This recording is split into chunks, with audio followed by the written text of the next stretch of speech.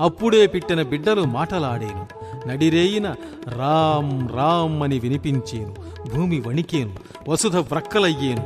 భూమి రంగు మారేను. కృష్ణా గోదావరుల మధ్య జనులు కొట్టుకు చచ్చేరు.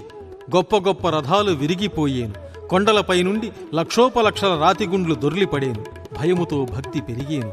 భక్తులు రక్షింపబడేరు. క్రోధినామ సంవత్సరం నుండి వింతలు పెరిగేను. 9 మూరల ఆజానుబాహువులు పుట్టుకొచ్చేరు. పాపాత్ములను పట్టుకుని పీకలు కోసేరు. అగ్నిలో వేదము పుట్టేను. నగిరిపాడుకు ఉత్తరాన ఒక ఋషి పుట్టేను. ఆయనతో అనేక ఋషులు పుట్టేరు. కులగోత్రాలు లేని శాస్త్రాలు పుట్టేను. దక్షిణ దిక్కు నుండి ఒక వైష్ణవుడు పుట్టుకొచ్చేను. జనులను సంహరించేను. బనగానెపల్లె మహాపట్టణమయ్యేను. 10,013 బ్రాహ్మణులు గండకత్తెరలు వేసుకునేరు. వికార రూపమైన ఒక అకాల శక్తి పుట్టేను. పాపాత్ములను తరిమి తరిమి కొట్టేను. అగ్నిస్నానం చేయించేను. లేని బాధలు పెట్టేను. పంచశక్తులు వచ్చేను. అప్పళించి మృంగేను.